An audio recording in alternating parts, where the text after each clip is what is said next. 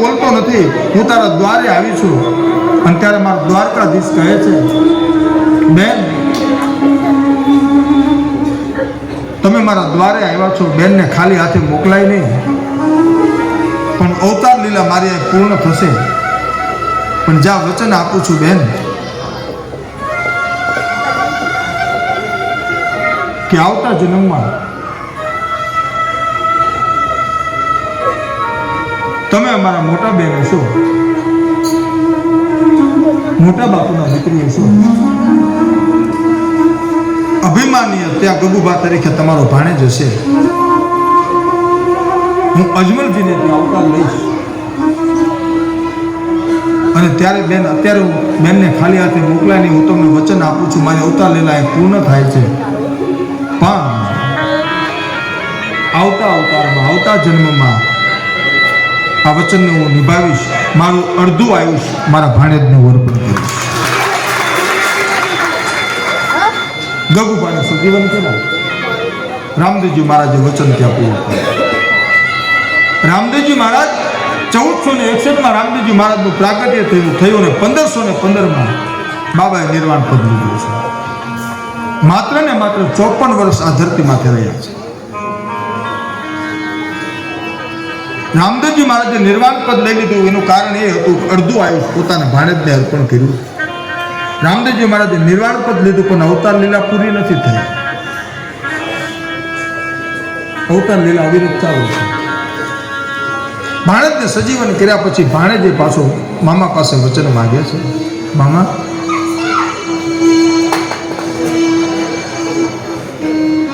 આ જગતમાં બધાયના મામા રામદેવ નહીં હોય, બધાયના મામા દ્વારકાનો રાજા નહીં હોય.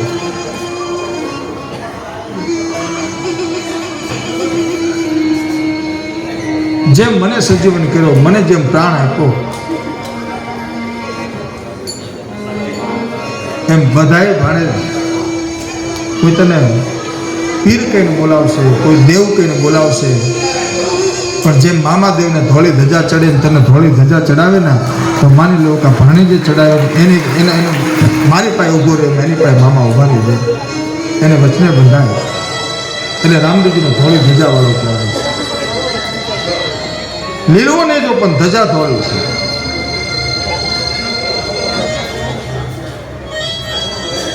આ વચને બંધાયો છે.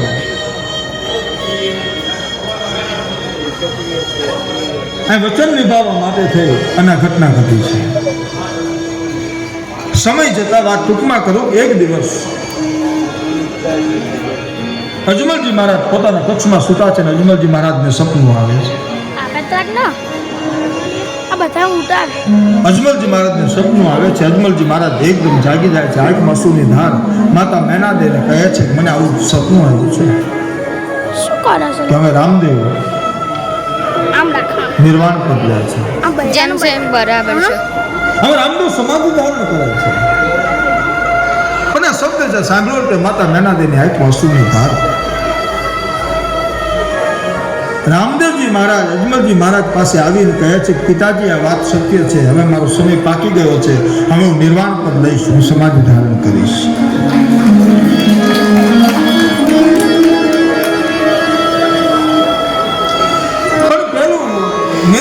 વચન યાદ આવ્યું.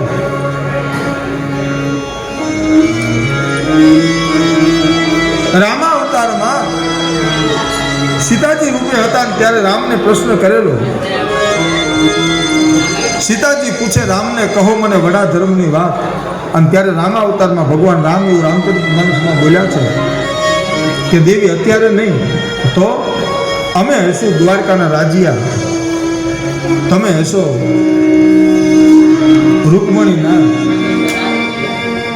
ત્યારે સાથે મળીને કરશું મહાધર્મની વાત. આખું ભજન છે, હું ટૂંકમાં કહું છું. ભગવાન દ્વારકાથી જ્યારે યાદોને લઈને જ્યારે નીકળ્યા ને, અને ત્યારે માતાજીને કહે છે, માતાજી કહે છે પેલું વચન યાદ છે ને, આપે મને કહ્યું તું મહાધર્મ હું તમને કૃષ્ણ અવતારમાં સમજાવીશ કે દેવી અત્યારે નહીં તો અમે હશું રણુજાના રાજ્યા, તમે હશો નેતલદે નાર, તારે સાથે મળીને કરશું આપણે બંને વડા ધર્મની વાત. એ વચન યાદ આવ્યું અને માતા મેના મળી અને નેતલદેના કક્ષમાં જ્યાં રામદેવજી મહારાજ જાય છે. 3 જન્મનું વચન બાકી હતું. એ વચનને નિભાવવા માટે, મહાધર્મ સમજાવવા માટે માતાજી પાસે જ્યાં ગયા ને, પણ આપ બધાય જાણો છો કે રામદેવજી મહારાજનો પડછાયો કોઈ હોય તો બેન ડાલી છે. દ્રૌપદીજીનો અવતાર.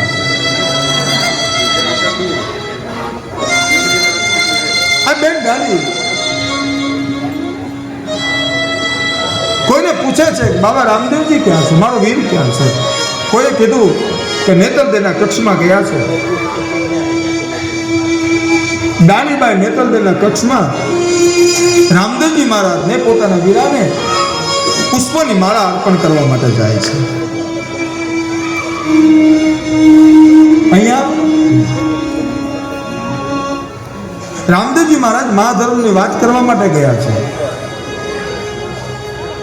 પણ જ્યાં હજી વાતનો પ્રારંભ કરે, વાતની શરૂઆત કરે ને, તો બેન ડાલી આવ્યા. રામદેવજી મહારાજને ગળામાં પુષ્પની માળા અર્પણ કરી, પણ માળા જે અર્પણ કરીને ડાલીને આવતા જોયા ને, તો માતાજી નેતલદેનું મુખ ફરી ગયું.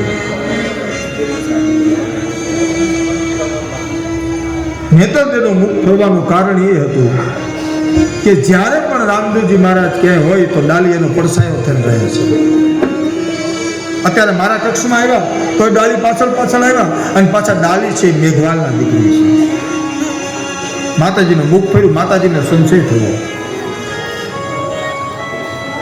રામદેવજી મહારાજે મહાધર્મની વાત ના કરી અને એટલું કહી દીધું કે દેવી હું નિર્વાણ પદ લેવા જાઉં છું, હું સમાજ ધારણ કરું છું. કહે છે કે આપણે વચન આપ્યું છે, 3 જન્મનું વચન બાકી છે. મહાધર્મની વાત તમે કહ્યું હતું તમે હશો રણુજાના રાજ્યા, તમે હશો નેતલદે નાર, અને અત્યારે તમે નિર્વાણ પદ લેવું છે. રામદેવજી મહારાજ કહે છે કે અમે આ કથાનું મૂળ છે, સાંભળજો શાંતિથી. રામદેવજી મહારાજ કહે છે કે મહાધર્મ સમજાવવા માટે જ આવ્યો હતો, પણ બેન ડાલી આવ્યા ને, તમારું મુખ ફરી ગયું, તમારી મોઢાની રેખા ફરી ગઈ. કારણ કે ડાલી છે મેઘવાલના દીકરી છે. તો દેવી અમે આ જન્મમાં નહીં તો હવે અમે શું કલ્કી અવતાર, બ્રાહ્મણના ઘરે મારો અવતાર થશે, અને તમે હશો મેઘડી નાર, મેઘવાલના ઘરે તમારો જન્મ થશે. અનું ભળવે ચડ્યું અને ત્યાં આવીશ, તમારા અને મારા લગ્ન થશે, અને પછી સાથે બેસીને કરશું આપણે મહાધર્મની વાત. મેઘવાળની દીકરી આવીને તમને સંશય થયો ને, હવે આવતો જન્મ તમારો મેઘવાળના ઘરે હશે, ત્યાં હું પરણવા. એ ઘટના ક્યાં? જુનાગઢ, અને જુનાગઢની બાજુમાં વંથલી ગામ. વંથલીમાં મેઘવાળને નિયમ હતું કે સાધુને જમાડ્યા સિવાય જમવું નહીં. જેમ બિલખામાં નિયમ હતું, જેમ વીરપુરમાં નિયમ હતું, સિવાય જમવું નહીં. ક્યાંય સાધુ દેખાય નહીં. બિલખાના પાદરમાં શેઠ સગાળ સામે જેમ ઉપવાસ થયા, તેમ વંથલીમાં મેઘવાળને ઉપવાસ થયા છે. ક્યાંય સાધુ દેખાય નહીં. કોઈએ સમાચાર આપ્યા છે કે મેઘવાળ કે હા ગામની ભાગોળે એક સાધુ બેઠા છે, મેઘવાળને સાધુ બેઠા છે, સમાચાર મળ્યા ને કાંતો ગરગોટી દોઢ દીધી. હું કથામાં વારંવાર કહ્યા કરું છું સાહેબ કે માણસ ક્યારેય જ્ઞાતિથી નથી અભડાતો, માણસ એના કર્મોથી જ અભડાય છે. હું ભલે સાધુના ઘરે મેં જન્મ લીધો છે સાહેબ, પણ મારા વિચારો સારા ન હોય, મારી આંખમાં કુંડસ્તી ભરી હોય, મારો ખોરાક સારો ન હોય, મારું પીણું સારું ન હોય, તો સાધુના ઘરે જન્મ હોવા છતાં મારી તમને આભડછેટ લાગે ને લાગે સાહેબ. પછી ભલે કોઈ વાલ્મીકીના ઘરે જન્મ હોય, પણ હાથમાં રામ સાગરનો રણકાર રહી ગયો હોય, એનો ખોરાક સારો હોય, એનું ભોજન સારું હોય, એના વિચારો શુદ્ધ હોય, એની આંખમાં કરુણતા હોય ને, એની આભડછેટ અમારા સંતો કહે છે કે એની આભડછેટ ક્યારેય નથી લાગતી. માણસ કર્મથી અભડાય છે, જ્ઞાતિથી અભડાતો જ નથી. આ મેઘવાળ બોટ મૂકી છે, સાધુ મહારાજ પાસે જઈને કહે છે કે બાપુ મારા નિયમ છે સાધુને જમાડ્યા સિવાય જમવું નહીં, મારા ઘરે જમવા પધારો ને. સાધુ કહે છે કે જમવા માટે હું આવું, પણ હું કોઈ સામાન્ય સાધુ નથી, તો હું માગું તારે આપવું પડે, અને તું માગું તારે આપવું પડે, તું આપી શકતો હોય તો જમવા માટે બેસ આવું. મેઘવાળ કહે છે બાપુ મારી પાસે હશે તો ના નહીં પાડું, કે તારી પાસે હશે એ જ માગીશ.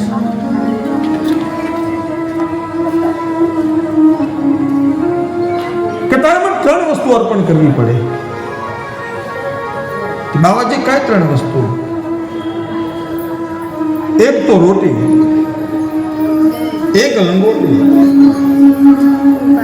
રોટી લંગોટી અને તારી બેટી, તારી દીકરી મારી હારે આપવી પડે, મને આપવી પડે. સાહેબ રોટી તો આપી દો, લંગોટી આપી દો, પણ એકને એક મેઘડી, એકને એક દીકરીને હું કેમ આપું? નાની હતી એની માં ગુજરી ગઈ છે, મારી દીકરીને પૂછવું પડે.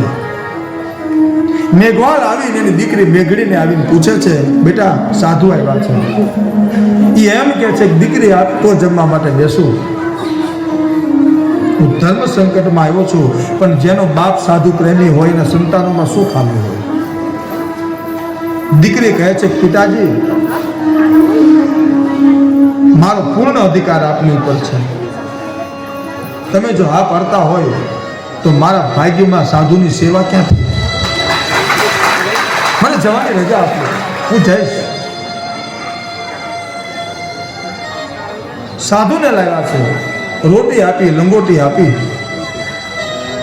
મેઘવાળ સાધુને કહે છે કે બાપુ બેટી આપીશ, પણ એક શરત, હું મંગળ ફેરા ફેરવીને આપીશ, કારણ કે જગતકાલ મારી વાતો ન કરે, મારી હસી ન ઉડાવે.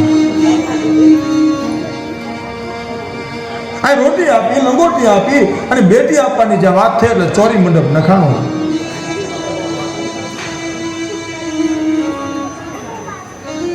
ચોરી મંડપ નખાણો. એ જમાનાઓ એવો હશે કે જે લગ્ન થાય એમાં ગામનું પંચ ત્યાં ઉભું રહેતું. ગામનું પંચ આવીને ત્યાં ઉભું રહ્યું. ગોર મહારાજે નાદ કર્યો, કન્યા પધરાવો સાવધાન. મેઘડી નાદને લાવ્યા, મંડપમાં લાવ્યા. પહેલો ફેરો, બીજો ફેરો અને ત્રીજો ફેરો થયો ને, પણ ચોથો ફેરાની જ્યાં શરૂઆત થાય ને, આગળ હું કથામાં બોલ્યો છું, જ્યારે વૈકુંઠમાંથી મારો હરિયાય પરીક્ષા કરવા માટે આવ્યો છે ને, ત્યારે આપણા આ મૃત્યુલોકના ભક્તોમાં એવડી તાકાત છે કે હરિને ત્રીજું કર્યું છે, હરિને ભાગવું કર્યું છે સાહેબ. સાધુ વેશે બેઠેલો કોઈ સામાન્ય નહોતો, હતો વૈકુંઠવાસી હતો. ત્રીજી ગયો છે કે બિલખાના પાદરમાં તો મને થોડો સમય આપ્યો હતો કે હું એ દેવીનો હાથ પકડી શક્યો અને કટાર મારતા રોકી શક્યો. વીરપુરના પાદરમાં તો જોડીને દંડો આપું એટલો સમય બાકી રહ્યો હતો, પણ અહીંયા વંથલીમાં જો ચોથો ફેરો પૂરો કરીશ ને, તો આ કાળા માથાના માનવીને લઈને વૈકુંઠમાં ક્યાં જઈશ? ભગવાન મૂંઝાણો છે. સાધુ રહેશે બેઠા બેઠા એટલું કહે છે કે મેઘવાળને કહે છે કે મેઘવાળ કે હા મારે દિશાએ જવું છે. મેઘવાળ સમજી ગયો તો પામી ગયેલો મેઘવાળ કહે છે, મેઘવાળ પામી ગયો તો કે આ કોઈ સામાન્ય સાધુ નથી, આ તો વૈકુંઠમાંથી ઉતરેલો સાધુ છે. એટલે મેઘવાળ પામી ગયો તો મેઘવાળ કહે છે કે નહીં બાપજી, ચોથો ફેરો પૂરો થાય પછી આપ જ્યાં જવું ત્યાં જઈ શકો છો. અધૂરા ફેરો નહીં. પણ કેવું દિશા છે હમણાં પાછો કે નહીં, ચોથો ફેરો પૂરો કરીને જાઓ. બાજુમાં પંચ ઊભું હતું. પંચમાં બે મેઘવાળ હતા, એક પ્રજાપતિ, એક મિસ્ત્રી, એક મોચી. એ પંચ ને ઊભું હતું. એ પંચ કહે છે મેઘવાળને કહે છે મેઘવાળ બીજું કઈ કામ હોય તો ઠીક છે, પણ આવા કામમાં ના ન પડે ને, દિશાએ જવું છે ને જવા દો, હમણાં પાછા આવશે. મેઘવાળ પામી ગયો તો મેઘવાળ પંચને કહે છે પાછા નહીં આવે તો, પણ કે હમણાં પાછા આવશે. મેઘવાળ કહે પાછા ના આવે તો તમે એના જામીન થશો. પંચ કહે છે કે ક્યાં જવાના છે, અમે એના જામીન. પંચ જામીન થયું. ભગવાન દિશાએ જવાનું કહીને સાધુ મહારાજ નીકળી ગયા મુઠ્ઠી વાળી સાથે. મેઘડી નાનનો ચોથો ફેરો અધૂરો રહી ગયો. ફેરા અધૂરા રહી ગયા. હવે માણસ ગોતે તો કોને ગોતે? જામીનને ગોતે. મેઘવાળે જામીનને કીધું કે જ્યાં સુધી મારી મેઘડીનો ચોથો ફેરો ન પૂરો થાય, તમે જામીન થયા છો, જ્યાં સુધી મારી મેઘડી નાનનો ચોથો ફેરો પૂરો ન થાય ને ત્યાં સુધી તમારી દીકરીઓ કુંવારી રહે, તમારી દીકરીઓ ચોરીએ નહીં જાય. આ પ્રજાપતિની, મોચીની, મિસ્ત્રીની દીકરીની ઉંમર થવા મનાણી. કોઈ કહે કે આના લગ્ન કરા, પણ કે અમે તો જામીન થયેલા છે. આ ત્રણેય સમાજ મેઘવાળ પાસે આવીને વિનંતી કરે છે કે મેઘવાળ અમારી સામે ન જોતો કઈ નહીં, અમારી દીકરીઓ હમ જોઈને ઉંમર થઈ ગઈ છે, કાંઈક આનો રસ્તો કાઢ. ત્યારે મેઘવાળ કહે છે, પ્રજાપતિને કહે કે તમારી દીકરી પરણેનો મને વાંધો નથી, પણ તમારી દીકરીને જ્યારે લગ્ન થાય ત્યારે ચોરી નહીં, આજે ગાગર બેડા મૂકવામાં આવે ચોરી નહીં. સાહેબ પ્રજાપતિમાં એક સમાજ એવો આવે છે કે દીકરીના લગ્ન થાય ને તો ચોરી મૂકવામાં નથી આવતી. હજી જ્ઞાતિવાળાને ખબર નથી, પણ અમારો સનાતન ધર્મ એવું કહે છે પ્રજાપતિ ભગવાનના જામીન થયેલા. મિસ્ત્રીને કહે છે તારી દીકરી પરણેનો વાંધો નથી, પણ તારી દીકરીને રામ દીવડો નહીં. મિસ્ત્રી સમાજમાં દીકરીને રામ દીવડો નથી દેવાતો. જ્ઞાતિવાળાને ખબર નથી, પણ અમારો સનાતન ધર્મ એવું કહે છે કે ભગવાનના ત્યાં જામીન વંથલીમાં થયા છે. મોચીને કહે છે તારી દીકરી પરણેનો મને વાંધો નથી, પણ તારી દીકરીને પગમાં પગરખું નહીં. આખા જગતને મોચી પગરખા પહેરાવે, પણ પોતાની દીકરી પરણતી હોય ને ત્યારે હારે પગરખું દેવામાં નથી આવતું, પગરખા પહેરીને ફેરા નથી ફરાતા. કારણ જ્ઞાતિવાળાને ખબર નથી, પણ અમારો સનાતન ધર્મ કહે છે ભગવાનના ત્યાં જામીન થયા છે. તો ચોથો ફેરો પૂરો ક્યારે થશે? ભગવાન હજી તો રામદેવજીની લીલા ચાલુ છે. આ રામદેવજી એક એક જગ્યાએ એક એક મંદિરમાં પ્રમાણ આપે છે. એનું કારણ શું? રામદેવજીની લીલા પૂરી નથી થઈ. અવતાર કાર્ય રામદેવજી મહારાજે નિર્વાણ પદ લઈ લીધું છે, પણ વચન આપ્યું છે જ્યાં મારી જ્યોત